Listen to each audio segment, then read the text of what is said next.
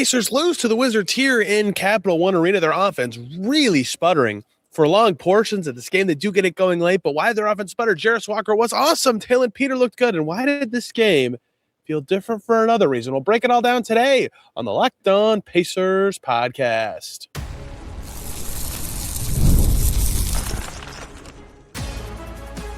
You are Locked On Pacers, your daily Indiana Pacers podcast. Part of the Locked On Podcast Network, your team every day. What's up, everybody? Happy Friday. Congrats, you made it through the weekend. Welcome into another edition of the Locked On Pacers podcast, where we, of course, talk about the Indiana Pacers. As always, my name's Tony East. I cover the team for Forbes and Circle City Spin. And today, so much to discuss. Pacers Wizards round one. The Pacers offense stinks in this one until it's a little too late. They get close, but can't quite finish it. They did have a fourth quarter lead in the game. Jarace Walker was balling. Taelon Peter with a career high again, and this game officially felt a little different. I'll explain why in the second segment, but a lot to get to from this one, the first of two in this arena for the Pacers, who were without a lot of guys already and then lost Cam Jones and Aaron Nesmith mid-game. What a doozy. Sorry, my main camera apparently broke flying here. It's like all flimsy in the back, so this is my normal laptop camera, and there's a giant ad for some company called ZK Sync that's lighting up my face, so I look a little bit blue for those of you watching on YouTube. Okay, what actually happened in this one? Because really strange kind of vibe you get here, and some people texted me about this or tweeted at me who watched it. Like, not a highly attended game, not a ton of people here. The vibe was weird right away. A very high percentage of the fans were actually Pacers fans. Jay Huff rips a corner three to start the game at 7-0 Pacers. Andrew Nembhard with an aggressive shot creation moment here. Aaron Nesmith is driving really hard. It's 13-4. Whoa, look at them go. And for a second, this felt like a game where the Pacers were actually going to be rolling, right? The Wizards are not very good. Their defense really stinks. And then it all just stalled and fell apart for so many reasons. I mean, there were a lot of like weird shots that came up throughout the later parts of the first quarter that really changed things. The Pacers were, I think, only down one at the end of the first quarter, shooting like 31.5% from the field, a comically low percentage and a bunch of turnovers. But their issues immediately started popping up in that the shot selection was part of it. They had some weird lineups, don't get me wrong. And they might for a lot of the rest of the season. They're clearly experimenting rotationally. Kobe Brown, their only player tonight, over 28 minutes, I believe. Jarace Walker got pretty close. Only guy over 30 was Kobe Brown, right? They're clearly in some sort of experimenting mode with lineup, so there's going to be some goofy shot creation moments in the rest of the way. There have been at various times this season with all the hardships. That's not new, but was new is how much trouble the Pacers had getting in the paint and how many turnovers they had throughout this game. And some of this you can chalk up to personnel. They already were out without TJ McConnell. They lost Cam Jones to a back injury in the middle of the second quarter. He did close the half, but they shut him down. Rick Carlisle said the hope is that he could play tomorrow, right? So they don't have him either. So they had just Andrew Nembhard, and he was getting in the paint, like seeing crowds and having some trouble with that. And so they didn't have a lot of ways to really get into the teeth of the defense, one, and then two, to create from there. Jarace Walker had 7 assists. Andrew Nembhard had 4. Nobody else had more than 2. And I think that's the less direct way of looking at the issue they had with scoring at the basket, points in the paint, just natural stuff. And the Pacers are a paint to great team. Drew got there a few times, but again, saw a bunch of bodies. Jarace Walker got there a few times, had some nice finishes. We'll talk quite a bit about him.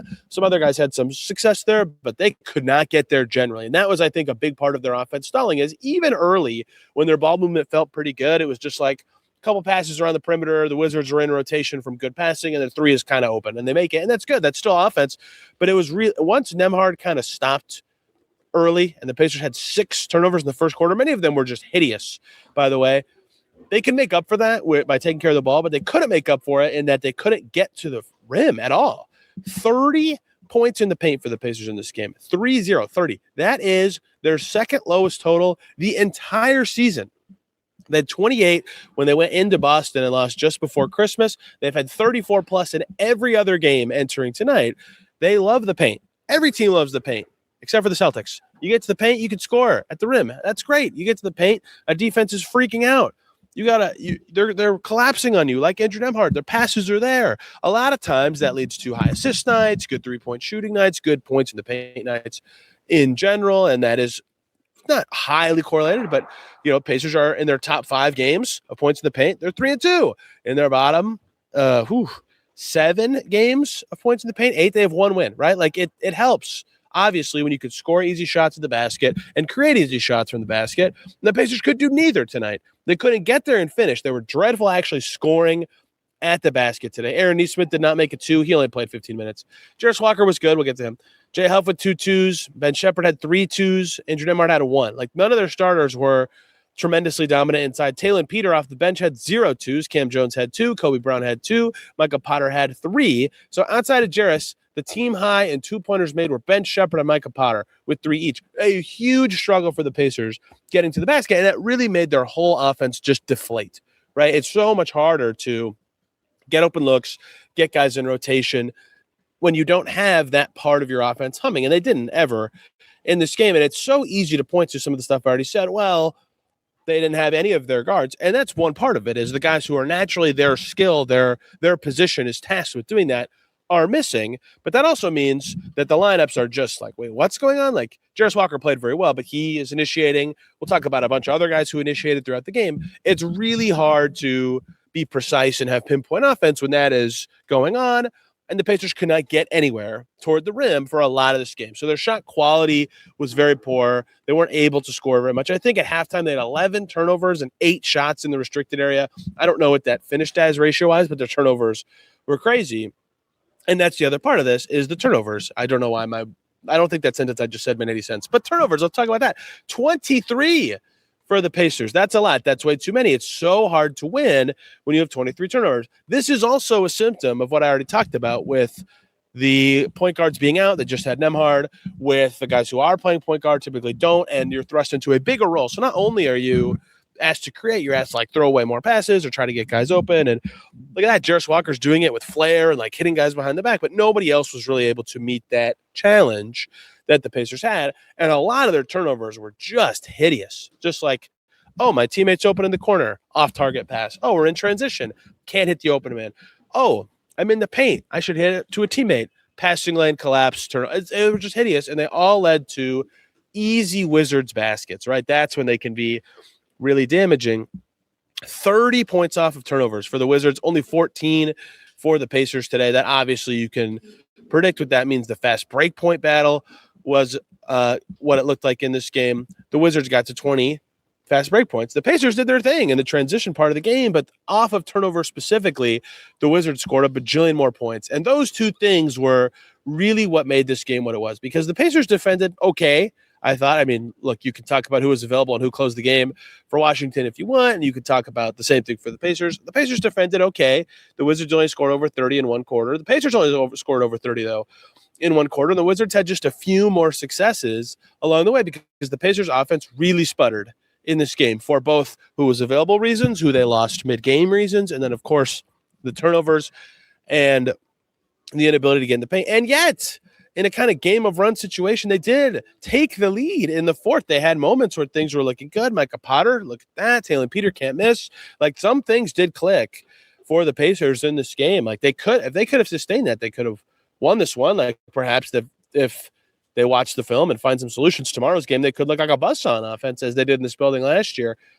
But they didn't have it enough, and that was the biggest reason they lost. The other key thing from this game and their losing is losing two players that they presumably had heavy game plan focuses for, Aaron Nesmith and Cam Jones mid-game. Aaron Nesmith collided with Jay Huff, stepped on his foot. It was hard to really tell what happened, but immediate pain for Nesmith. He left the game at that point. That was just before halftime. He did not return. It was described as an ankle thing. Carlisle saying he's not going to play tomorrow or Friday for you guys listening, so that's that. But I saw him walk out of the arena, no limp, no nothing. So I would imagine not a very long-term absence for him. Cam Jones actually returned after initially leaving the game. He came back in, played at the end of the first half. Then they held him out for the rest of the game. Carlisle saying that was partially done so that he might be able to play on Friday. So neither of them seemed too serious. But look, Johnny Furphy just tore his ACL.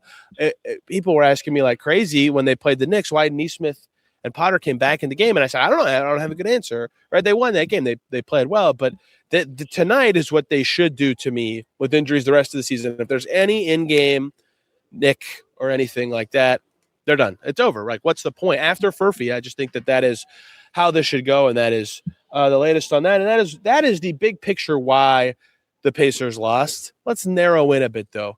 Well, this game had a different feeling, didn't it? And I'm going to explain what I mean by that, what I think it could signal about the rest of the season. I don't think this is a bad thing at all, and why you should keep an eye on it. It's coming up here on Locked On Pacers. But first, everybody, I got to talk to you about two wonderful groups of people. First up is FanDuel. Ever wanted to experience the NBA Finals live and in person? FanDuel is giving you the chance to turn that dream into a reality with their NBA sweepstakes. Here's how it works. Use your private boost on any NBA future. You'll be automatically entered for a shot to win an NBA Finals trip for two. That's right, flights, tickets, the whole experience. If you're already looking at the board, thinking about which team could make a deep run, this is the perfect time. Lock it in. The futures this time of year, you can pick who you think's going to win the championship or grab a conference title. The Pistons looked really good tonight. It adds that extra layer of excitement to every game down the stretch. And now, not only can you pick your with cash, but it can also send you to the finals. Visit FanDuel.com to get started. Use your private boost on an NBA future and get entered for your chance to win a trip to the NBA Finals. Play your game with FanDuel, the official sports betting partner of the NBA. Let's also very quickly talk about Quo. New year, new systems. This is the time when a lot of us look at the messier parts of how we run our businesses and think there has to be a better way. There is. Streamlining your communications is one of the quickest upgrades you can make. That is why today's episode is brought to you by Quo, spelled Quo, the smarter way to run your business communications, because when your team is reachable, organized, and communicating in one place, you're not just working cleaner. You are creating more opportunities to connect with customers. Your whole team can call and text from one shared business number. Everyone sees the full conversation thread. It works on your phone and your computer. And they have a smart AI tool that logs calls, summarizes conversations, and highlights the next step. So it's no surprise Quo is rated the #1 business phone system on G2, trusted by more than 90,000 businesses, from solo operators to growing teams. Make this the year where no opportunity and no customer slips away. Try Quo for free. Plus, get 20% off your first 6 months when you go to quo.com/LockedOnNBA. That's QUO.com/LockedOnNBA. Quo, no missed calls, no missed customers. Back here on Locked On Pacers, thanks for making us your first listen today and every single day. Get Locked On Pacers ad-free with the new Everydayer Club, plus a members-only Discord access. Join at the URL in the description of this episode and make your second listen Locked On Wizards. They won. The Wizards won the 15th win for them this season. Bub Carrington was hitting some big threes. Sharif Cooper, yes, that Sharif Cooper, if you're a longtime listener of this podcast, you'll know why that's funny, was actually like meaningful in this game. Anthony Gill was balling. Jaden Hardy was doing good things at some points. Locked On Wizards will have more on the Wizards winning a basketball game. Okay, look, I don't want to get ahead of myself because the Pacers are playing the Wizards. It's a different incentive game. They play the Wizards again tomorrow. They just played the Nets before the break. This is a weird time for things to happen. They have obviously had games this season where they rested guys, and their priority was not like go full bore to try to win that night, right? But I said many times, people way too early in the season, like November, December, said things like, are they tanking? Why isn't this guy playing? Is this guy really hurt? Or what are they doing? And I said, no, they were trying. I think they have been trying to win literally the whole season. Like they're 9-9 in their last 18 games entering today. Like they have been. And yet I said, people would ask me that, I said, when a team is not prioritizing winning or tanking, or to use the colloquial term, whatever, you just know, you just feel it. Like it's just something you watch a game and you go, okay, like you see it. We'll see when the Pacers play real teams. They play the Mavs at home. The Mavs are another team now in the race. Really, we'll see next Tuesday when the Pacers play Philly, and then they play Charlotte before playing Memphis, who's also now in the race to the bottom. But this game felt different to me, and that was the first time you could really kind of feel it, if you know what I mean by that.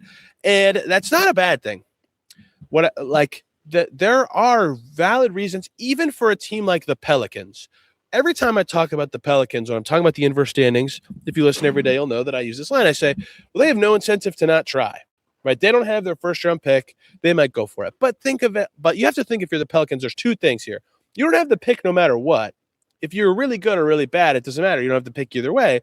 So at this point of the season, they have the same incentive as the Pacers in that they don't want Trey Murphy to get hurt. They don't want Herb Jones to get hurt. And they do want to develop. I bet they're going to want to play a ton of Jeremiah Fears, a ton of Derek Queen, whatever. Even if you're at this point of the season and the playoffs are almost certainly out of the picture, development immediately becomes a top goal, if not the top goal, every single night. And that's good. That's what you should do in these situations, not at the expense of winning. You're not going so far away into the Pacers were winning in the fourth quarter tonight, to be clear. You're not going so far towards development that you're like the players are trying to win. Taylor Peter told me after the game they're trying to win, right?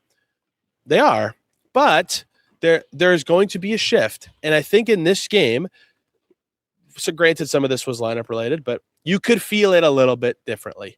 There was a fan like 2 feet over. I can't tell what side I'm pointing to that way. During the game, the Wizards dropped 17 in the third quarter. They're screaming, "Oh my gosh, why are we winning by so much?" No, they yelled that out, right? You can kind of feel when this is the situation. And that's this game, to put exactly the terms I used in my notes out for you. I can't lie. This feels like an explore the studio space game.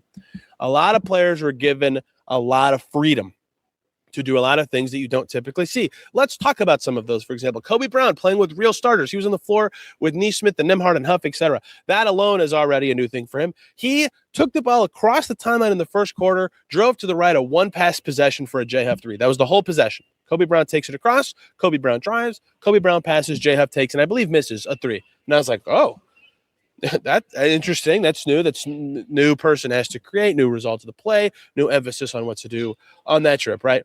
A rushed Taelon Peter three. Okay. He played well, to be clear. We'll get to him. Taelon Peter got all he could handle tonight. He was the backup point guard for stretches in the second half. He had 5 rebounds. He took 12 shots, second most of any Pacer. And he was good. He should have taken, he took a heat check, but like he was given room to explore. Jay Huff took a long floater from behind the foul line, and he made it. It was right behind me. He made it. It's just like, that's not a shot that Jay Huff usually takes, and he made it. That's good. And to be clear about all these things, Jay Huff working on floaters, good. That's good. That's something the Pacers should want the rest of the season. If they can start next season with 5% to 10% more confidence that Jay Huff can take floaters, that's a win. If they're X% more confident that they can put Taelon Peter on the floor because he's more confident in his NBA abilities, that's good. If they think Kobe Brown, if he's on the team next year, can actually dribble sometimes and create a shot just by driving, that's good. These are all good things. This is just not like stuff we'd ever seen before. And Kobe Brown's brand new, but some of these other guys are not.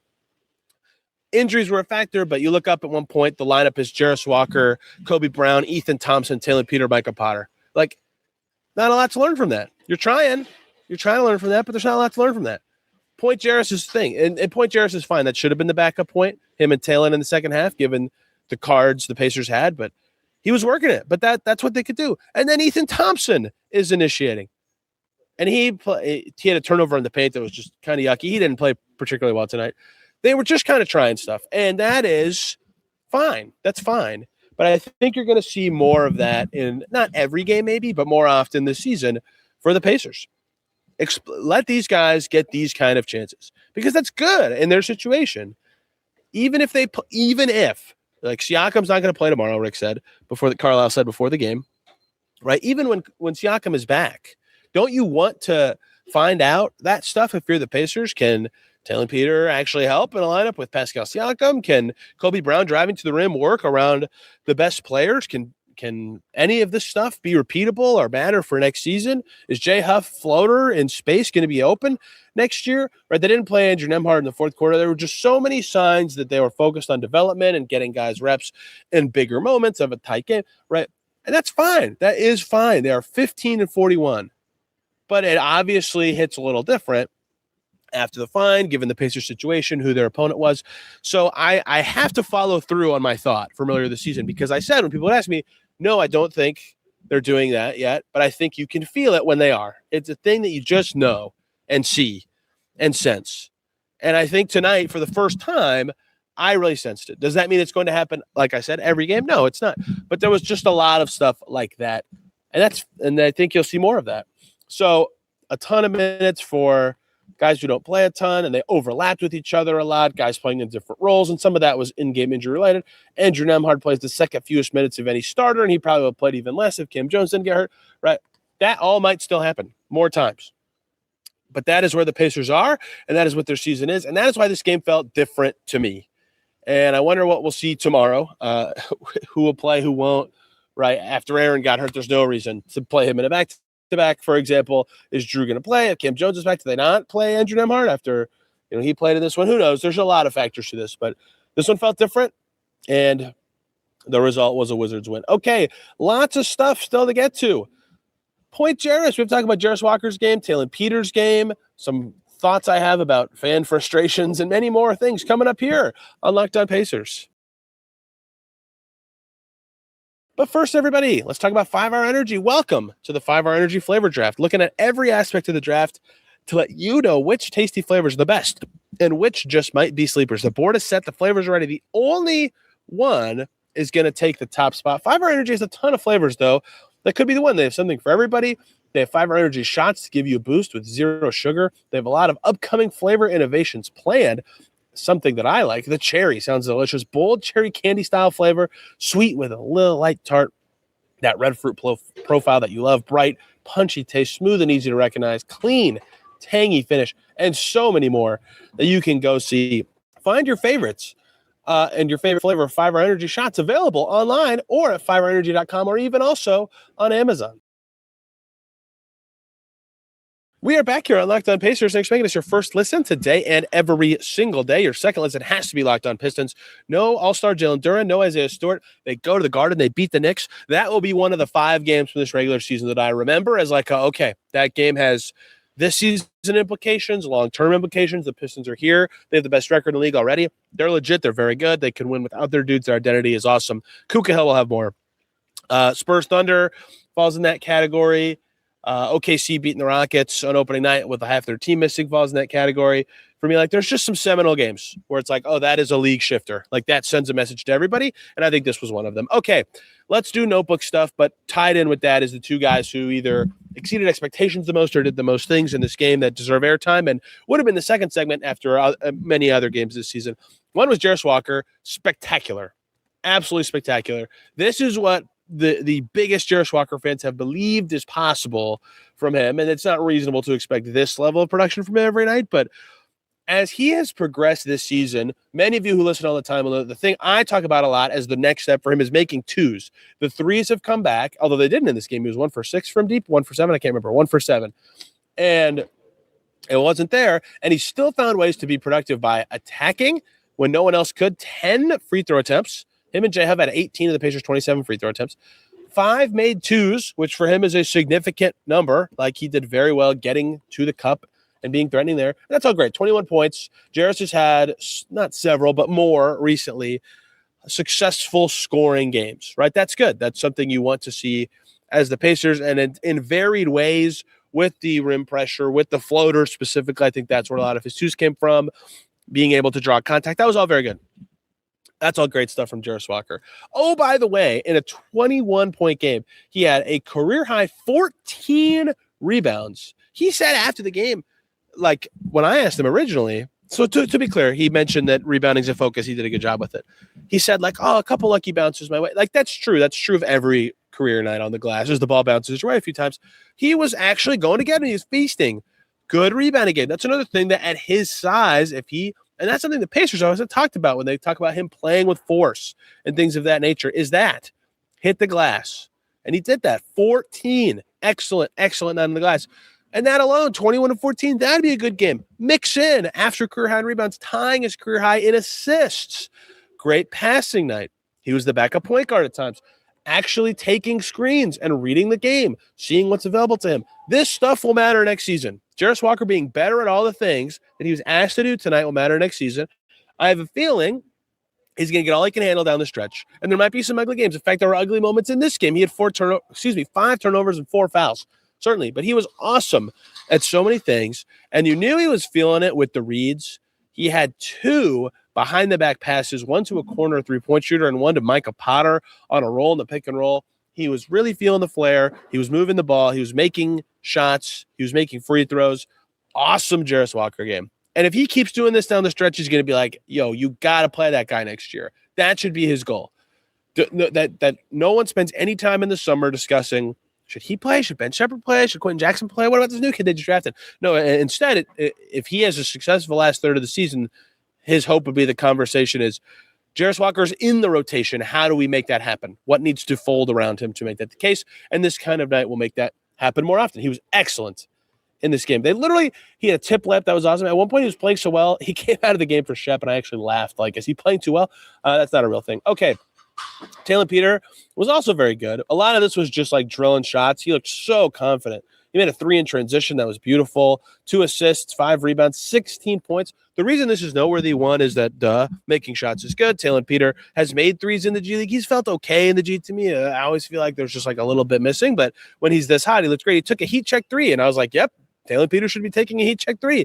16 points, a career high. That's obviously worth celebrating for anybody. It's even funnier because his career high before this was 14, which he did in the Pacers last game when they played the Nets before the All-Star break. So he's certainly in some sort of groove and feeling, and like all the other 2A guys, like Jarace, like Shep, he's going to get more. He's going to get chances for him to handle the ball. He's going to get all he can handle in terms of a bigger role coming his way. So far, so good. He hasn't looked deterred. He hasn't looked like the moment is too big. That's great. They need him to be – they might need him to play, like, and be something when Cam goes down, right? They need him to play and handle the ball, and he did a really nice job. So good. Those two, to me, Jarace Walker and Taelon Peter, exceeded their expectation by the most in this game. A couple other notes from this one. One, scooping lefty layup from Cam Jones was really nice on a drive. He was kind of like parallel with the basket. He's got to be able to get that deep more often, I think, but he's getting better at that. And then on his very next drive, he runs into a defender and turns it over, right? You see kind of the dichotomy of him where I always say the same thing, so I'm beating the dead horse, but when he has space